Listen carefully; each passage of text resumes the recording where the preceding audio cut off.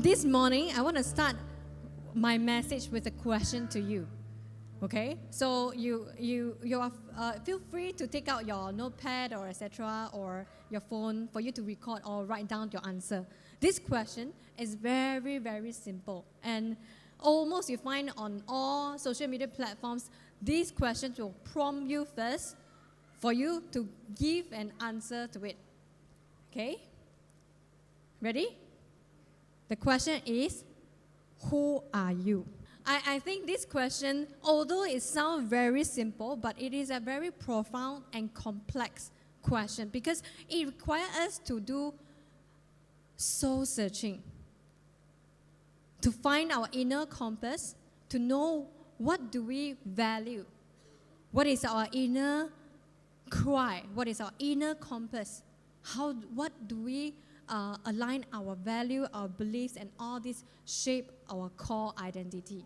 And identity is one of the most important things that we will need to know and need to know about ourselves before we can grow in Christ. Because we need to know that with a healthy identity, with knowing who we are, we'll be able to root it in the foundation of Christ. How does a healthy identity look like? A healthy identity if you have a healthy identity, you'll not be swayed away by external opinions or even the social trends, or even in our solitude, our values still hold. Just now I heard many beautiful answers. Like Joyce mentioned that she feels that her identity is that she's a sinner redeemed. She knows that she is redeemed. She knows that she is redeemed.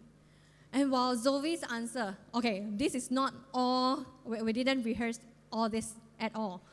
But Zoe said that she knows that she's a sheep, and thus she needs a shepherd. She needs to look up.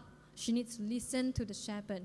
And that is what she values, even when she's in solitude, even when she's in storm, that she knows that she needs a shepherd. When we do some soul researching this morning, we need to know that unhealthy identity, how does it look like? It is always shaped by fear, shaped by shame, shaped by external pressure, or distorted view of oneself. I want to share a story. I know this is very early of the sermon, already sharing my story.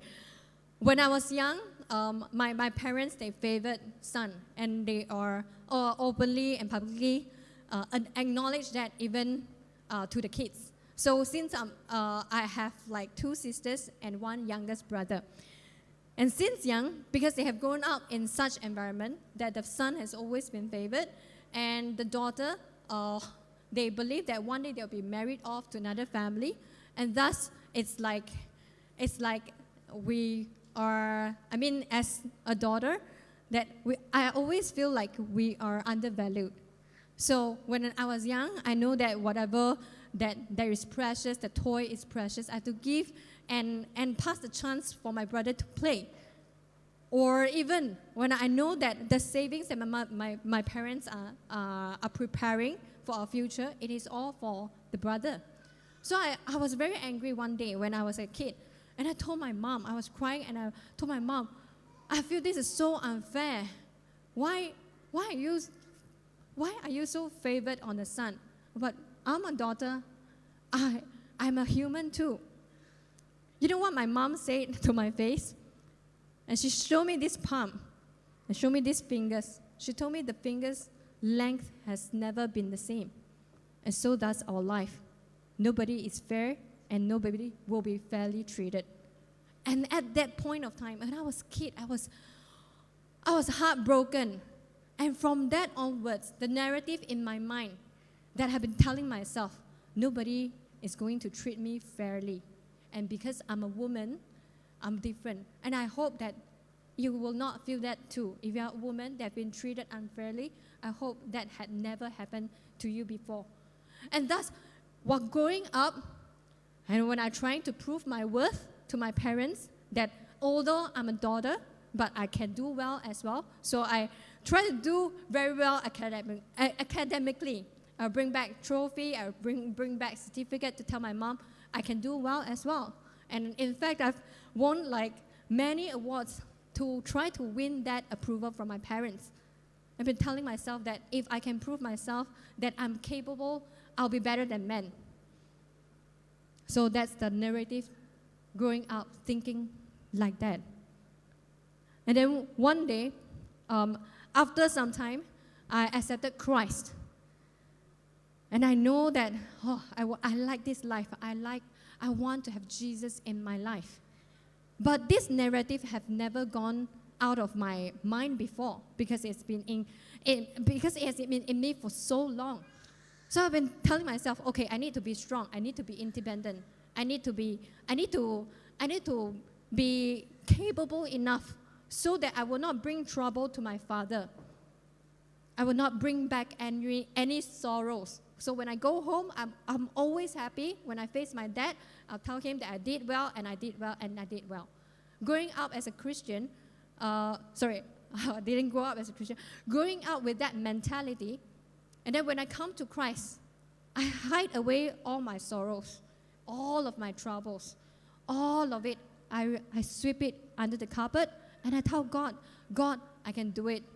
I'm okay. I'm a good daughter. And after many, many years, that God shaped me and molded me. And one day, I told God, when you said that you're my father, actually, I don't understand. I do not know how do I present myself and bring that identity to you, that I'm dependent on you. And God spoke to me there and then and told me that He's my heavenly Father. He will take care of me. And suddenly I think this is such a foreign perspective. Huh? So I can depend on God? I have heard it so many times. I need to learn to depend on God. But because of my unhealthy, distorted view of myself, I didn't even know that it's unhealthy. Because, like being independent woman, it sounds like something that people celebrate about. So I thought, I need to be that. I need to be that successful. But behind that mask is a mask that I feel distorted, unappreciated, unloved. And I brought that to God. And God broke me and told me that He is my Father. He will provide for me. He will take care of me. He will love me. Not like any earthly father, but He is my heavenly Father. It took me many years to accept that, to put down the mask, to put down my identity, to know truly what does a healthy identity of a daughter of Christ, how does it look like? And thus, all of our spiritual formation is the process of how we become more and more like Christ. It starts from who we are. And sometimes there are many narratives that is in our mind. Like maybe Zoe just now mentioned that she felt that her head has always to be on the floor, looking at the ground. Probably there are some things that happen that's been telling her that she is like that. But one day God is going to lift her head up and tell her that God is with her all the time. And that same goes to all of us. When we have unhealthy identity, when our core value is shaped by external pressures, for example, like the social media trend, we need the social media validation. I don't know whether any one of you have experienced that. Probably maybe 10 years ago, Friendster. Anybody still remember Friendster? Wow. Same generation. Oh, okay, I can talk. Okay, last time, if you have not used Friendster before, Friendster, there's a wall called Testimony Wall. I don't even remember what is it called. I think people have to write something about you. Right? Then you have to accept that. Then, look at how people write about me. I'm very happy. So I always collect different testimonies on my wall. And then if one of the one of your friends didn't say something nice about you, you feel sad. And thus, the social media trend will be like, oh, if people like you, they'll give you a like. Sometimes when I post something funny and I want people to like it, I'll check how many likes or the love that I receive. Then I realize that when I post about my son or my kids, I got more likes. Okay lah, that didn't say anything about myself lah. Maybe he's cuter or anything. But if we are unhealthy in our identity, we need the validations from the social media, from external, from what is popular, or constantly comparing ourselves with others. So our sense of identity, if we are not healthy, it will swing very wildly. So sometimes if you've got a lot of likes, you'll be happy for a while, but it goes back to the emptiness again. So what are the signs of unhealthy identity? If you have no consistent grounding in our personal convictions, like sometimes when people say this, then you swing here. People say that, then you swing there. Or our self-esteem rises or falls with external reactions.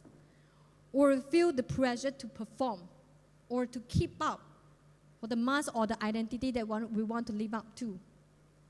But as a follower of Christ, our identity is no longer centered on ourselves, but on Jesus Christ. Paul said this in Galatians chapter 2, verse 20. He said that I have been crucified with Christ. It is no longer I who live, but Christ who lives in me. And the life that I now live in the flesh, I live by faith in the Son of God, who loved me and gave himself for me. When I accepted Jesus Christ as my personal Savior, and I thought, oh, this is such a beautiful thing. I like this new life. I like this new life. I like that Jesus Christ is in me. But never would I know that it takes me to remove myself, remove my self-centeredness so that I can put Christ in it. Spiritual formation is the ongoing process of being conformed to the image of Christ. But this transformation must begin with our identity, who we are in Him. If we say that we are a child of God, and all the life decisions, all the actions, all the plans that we need to plan, we have to come from the identity of a child of God. If we say, I love God, I'm a worshiper, but in our daily time, we spend no time to worship. So it could be something like, I say I want to be a worshiper, but I don't do that when nobody is watching. So that would be something that you want to live up to, you try to keep up with, but you are not. But we need to learn to acknowledge that. By acknowledging honestly, to be true to ourselves, so that God can start to put a seed in us that we can grow. And our identity must be transformed from self-centeredness to God-centeredness. You know, long before we ask questions about God, before even we heard about the gospel or about Jesus or about a God that created the whole world or the universe, before we say all this, before we ask all this, before we explore all these possibilities of how many gods we have and which one is true God, God has already known us. He has already knew us because He created us and He know what we were thinking. Long before we think about ourselves, God has already been thinking about us. Before we think that we are important, God already deemed us as important. Before we think that we are redeemed, God already has a redemption plan in place to redeem us so that we can come before God. And so that, knowing this truth, we no need to run here and there, panic and anxious, searching for answers to life, because God is our answer. Rather, we need to come to God so that God, who is our creator, will reveal to us what is his purpose for us. So the fact that God is our creator will set us free somehow. That we don't need to like who we are, what are we doing here, and etc. But our creator already has that plan in our mind. God spoke to Jeremiah in chapter 1, verse 5. Is you good? Jeremiah is one of the prophet in the Old Testament. In chapter 1, when he talks about, when it is recorded about his ministry, the first thing that he recorded is how God spoke to him. He said that, God said that, before I formed you in the womb, I knew you. And before you were born, I consecrated you. And I appointed you a prophet to the nations. This is even before what he has done. He don't even explain where he comes from, what he does, and etc. But this introduction by Jeremiah, we know that he knows that his identity is formed by Christ, formed by God, that God already knew him, and thus whatever that he says comes from God. It's no longer he himself. It's not like Jeremiah was saying that, oh, I want to do this, I want to do that, and etc. He said that God already knew me, and thus my life belongs to God. If we have that identity truly in ourselves, we really don't have to be so anxious anymore. Sometimes I'm anxious about my finances. Sometimes I'm anxious about my family. But if I truly, truly know that God is watching over me, I don't have to be so anxious. And isn't it the life that we want? Anxious-free? I like to, in Chinese word, say 躺平. 躺平, meaning lying down flat. Lying down flat, that I don't have to worry. And God keep telling me, you can lie down flat in me because he is my rest. How many of you want to 躺平, please? I want to, and God has given us the rest that we need. And everybody say, amen. Our identity does not begin when we begin to understand about ourselves. But there is something previous to what we think about ourselves. That is what God thinks of us. In John chapter 1, 1 John chapter 3, verse 2. But friends, that's talking about us. Friends, that's exactly who we are. Children of God. And that's the beginning. Who knows how we'll end up? What we know is that when Christ is openly revealed, we'll see him and in seeing him, become like him. And now that we know that we are child of God, then we know that, oh, we need to learn to be, we will be like him now that we have seen him. I like how Jesus used many different parables or metaphors to teach us about the truth. Because sometimes I don't understand the metaphor. And sometimes I don't even know how the vine looks like. But in John chapter 15, Jesus used the metaphor that he is the true vine. And we are the branches. How many of you have grown vine or you have a vineyard? Wow. If you have the vineyard like how David Beckham gifted one to Victoria. You don't know that? Oh, sorry. Only I follow David Beckham. Okay. Never mind. In Malaysia, I think the vineyard that I've seen is the one in Cameron Highland. They grow really, really big and juicy grapes.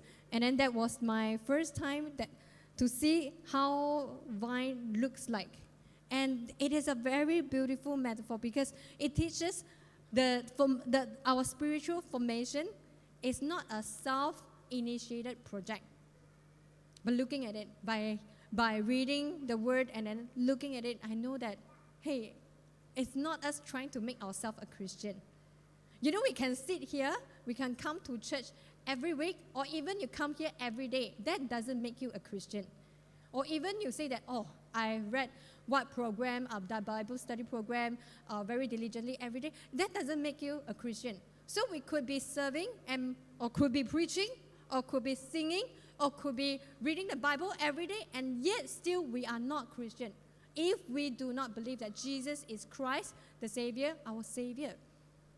If we do not believe that, if we do not have that faith, that doesn't make us Christian at all.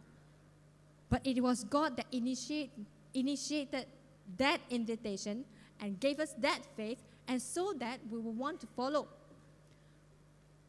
So in John chapter 15, verse 1 to 2, it says that I am the true vine, and my Father is a vine dresser. Every branch in me that does not bear fruit, he takes away. And every branch that does bear fruit, he prunes out, that it may bear more fruit. I don't have green finger, so I don't really know how to plant plants. But I have many friends who has green finger. Isaac Wee, and then like Benji or Joey, their green fingers, they'll tell me tips how to, don't kill the plants. But I like plants because it's green and it looks nice. So sometimes I buy plants straight away from nursery. If you have plants before, may I know how many of you have plants before? Like if you know a little bit about planting or plants or greens, you know that if I buy from nursery, right, it looks so nice. When it come to my house, it might die. I don't know what's in my space that kills it, but the shifting of the environment could affect the plant. And I didn't know that. So when I chose the plant that's very nice, and I bring it back, it started to dry. And then, because I put it at my balcony where, sun directly shine on it, and then it become dried, and then it was very beautiful, and I didn't want to cut it.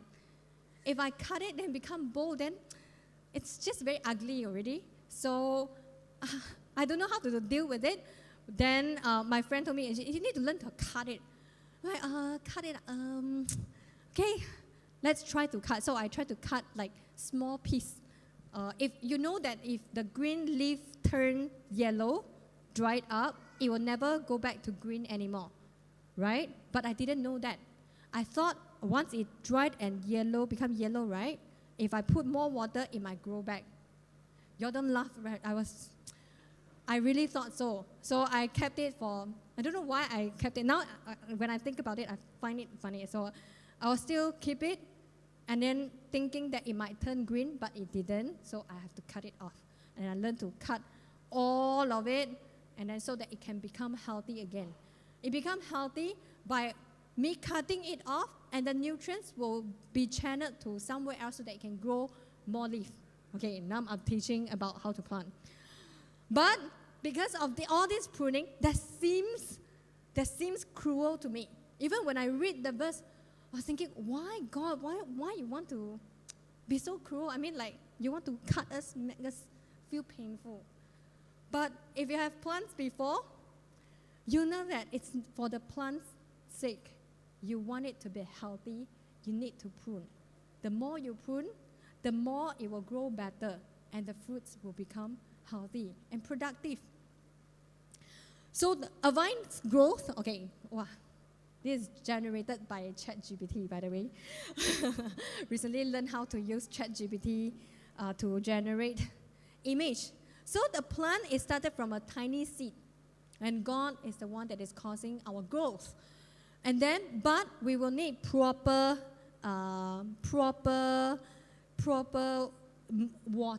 watering, and also what is growing up, for vine, we need to put up the support like the trellis. Otherwise, without the support, it will grow like sengit, like all over on the floor. It cannot climb up, and it will affect the growth. So it requires a support like a trellis. And then without this framework, without the framework of the trellis, then it will not produce healthy fruit. So over the time, we need to prune like this. The prune, cut off some not healthy, not growing well, so that it can grow better. Just like the vine, and we need the right trellis and the support. We need to have spiritual discipline. So our spiritual discipline is like the trellis that is helping us to grow. It is not to replace our spiritual formation. I'm talking about our spiritual discipline does not create our identity. Just like what I said just now. Like for example, the spiritual discipline is about reading of the word, or praying, coming to church, and etc. Doing all this will not make us a Christian unless Christ gives us the faith. But the spiritual discipline, okay, when I talk about discipline, I saw some face like, think about the guru discipline, it sounds so harsh. But this discipline really help us to develop and nurture the God-centered identity that He has given to us. So by having all these spiritual disciplines, it helps us to have the practices so that we can be positioned in a way that we could be formed by God. What are the spiritual disciplines that we could practice? Reading of the Word, prayer, worship, fasting, fellowship, service, silence, and solitude. If you notice this, usually the Sunday service cover most of it, like reading of the Word, prayer, worship, fellowshipping, serving one another. This is to help us to grow in Christ. Our spirituality is how we relate to God. I'm going to show you this. Can you go to the next slide? I'm going to show you this. This is the spirituality type that is illustrated by Corey Ware. And I find it very helpful for me to know how do I relate to God. Okay? There are 4 quadrants.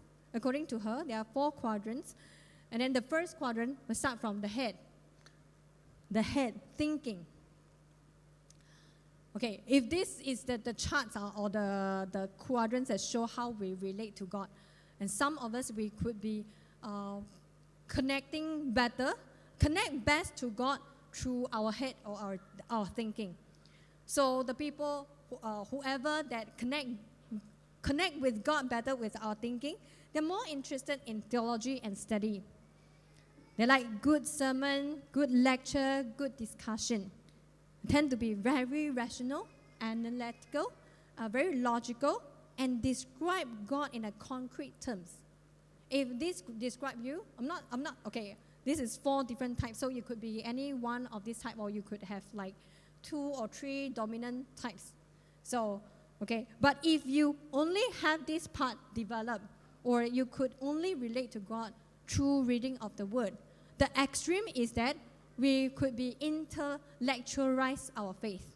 And anything that works beyond the framework of that intellectual, you could not accept or could not comprehend. For example, when we talk about God, and then if you only develop this part, when there's miracle happens, we'll try to rationalize it. Oh, this is so and so, this could not happen, or etc. So that is the extreme of this. The second quadrant is the heart without feeling. So those who connect best to God through our heart and our feelings. And they will want emotional encounters with God. Love to experience God in a worship and compassionate prayer and etc. And that is how we relate to God through our heart.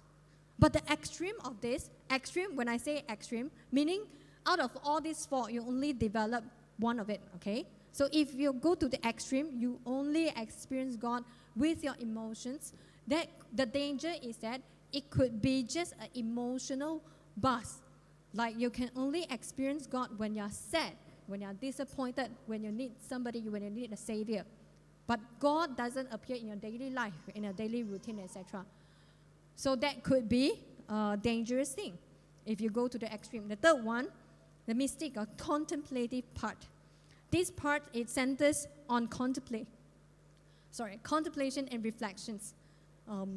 If you connect best to God in contemplation, in silence and solitude, listening for the still small voice, and that is how you encounter God, and that is good.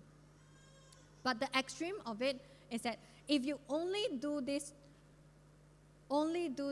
to encounter God, and that's the only approach that you are relating yourself to God, and the danger is that you just want to be on your own in my silence and solitude, and whatever happens in the world or whatever happens around you, you don't care.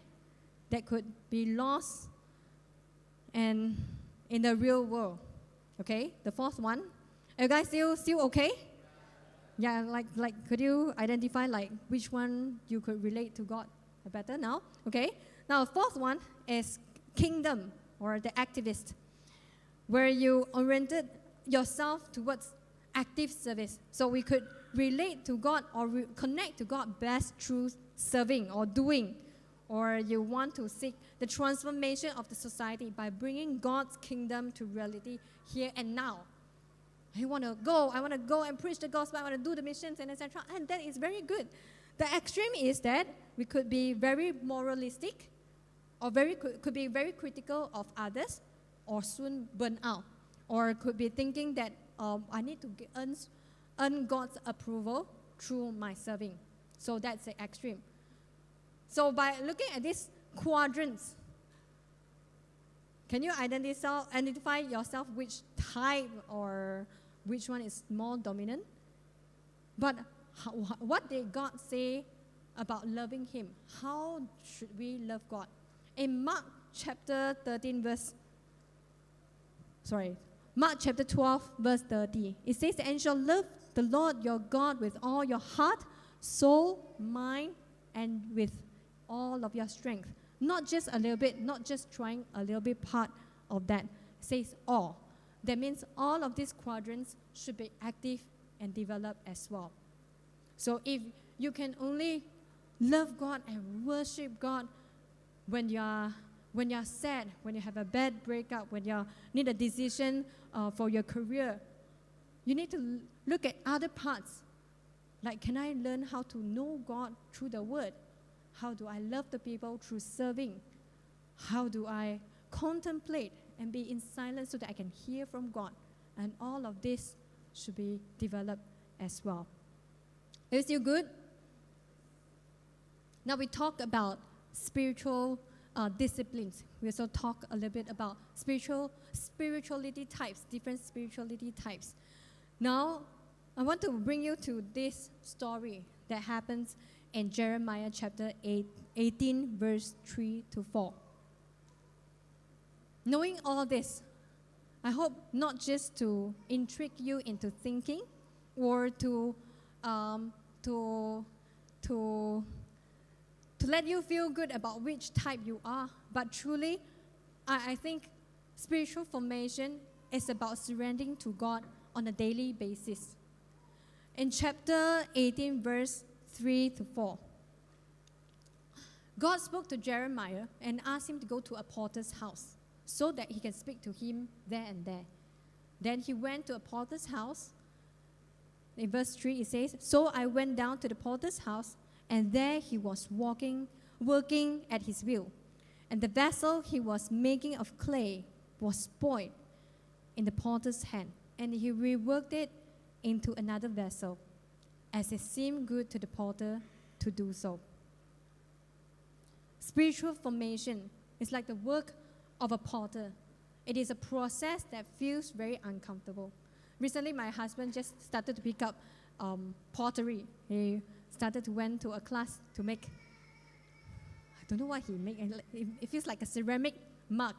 And it is very interesting because I interviewed him. After I read this and I knew that he went to a class, and I interviewed him because I've never tried that before. I'm not very good handy person. So I asked him, what does it do? Like during the class, what do you learn? Then he said he started to bring out the clay. The teachers bring out the clay. Then they have start to knead. Maybe, I've never tried that before. So I imagine it to be like mee hoon kueh, how we knead the mee hoon kueh. And then it needs to add some water, then have to continue to knead. And if the mud consists of the stones, we need to remove out the small stones so that it will not affect the quality. And then do it again and do it again and do it again, and started to put the clay into the shape foundation is the most important part. That's what my husband said.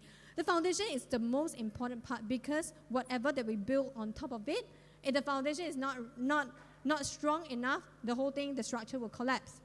Or even when he was making that, it's like a mug. So when he is making the wall, he has to make sure that there's no crack, and he has to make sure that there's no void, because once this goes in to the kiln, I'm not sure whether I pronounce it correctly. Once it go into the kiln, it's like a funnel furnace, like they have to bake it, and so that it can become hardened and take the shape and the structure. Once it goes in there, if there's any crack, it will crack even further. And so the potter's job is to make sure that it is kneaded well. I'm not sure whether that action is called kneading, but it has to knead it well and then take out the stones and have to make sure there's no crack. Then I started to imagine that is what God is doing to us. And many times we come to God that with a distorted view of our own self, with the identity, then we ask God to replace this stone heart of ours with His heart, with His heart. And then this process actually can be quite painful. It was very painful for me to learn that I have such unhealthy view about myself. I have to unlearn a lot of things. I have to come and face my fear. Growing up, I think when we face pain as a child, we would learn to put the pain under the rug, and sometimes we couldn't face it. When I have to let God to deal with that, God put out all those pain, and then deal with us, so that we could heal properly. And that is what God was doing to us like a potter. He knead, and so that all the stone, all the cracks that we have can be smoothened, can be taken away, and so that we can become the clay, we can become the vessel that He wants us to be. This morning, as I'm sharing this, I really pray that all of us, that we know where we are right now. Like, have we been following God faithfully? Do we even have that faith in God that He is our Lord? It could be a danger that we can come to church every Sunday. I spend 2 hours of our time listening to the songs, singing, and probably giving to the church, and listening to the preacher on the pulpit talking to you, and you cannot interact back with me, and probably you're thinking something else, what to eat later. And if we could do this for 52 weeks a year, and for many years, and our heart could be unchanged. And yet, a Christian that is so alive in the Spirit is someone who would let God to talk to us, to deal with us, and we could bring our ugliness, our sin, our distorted view of ourselves to God, and so that God could heal us properly, that we can love, we could give, and we can respond and worship God. I want to invite you to close your eyes. Close the eyes so that you'll not be distracted by me, looking at me on the stage, or seeing others that is next to you, seeing others, what others are doing right now. But when you close our eyes, other senses is heightened.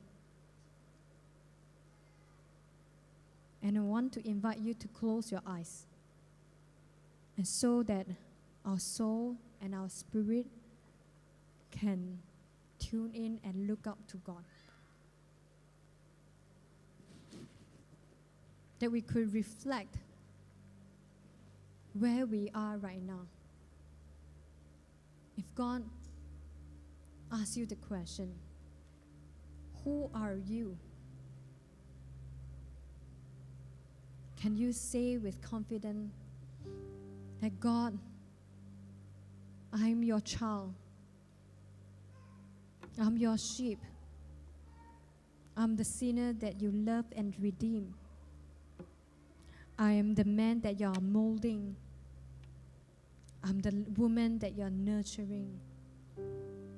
I'm the daughter that you love. I'm the son that you empowered. I'm the vessel that you use.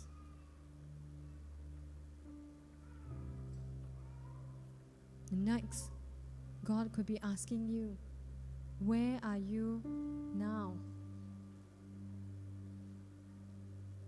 Are you running away?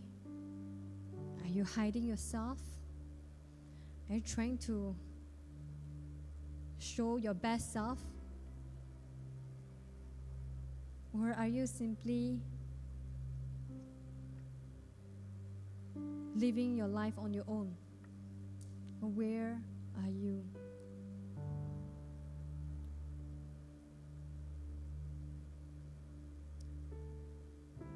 Where are you? Our God has never forsaken us. He's our potter. He's molding us, and He continues to mold.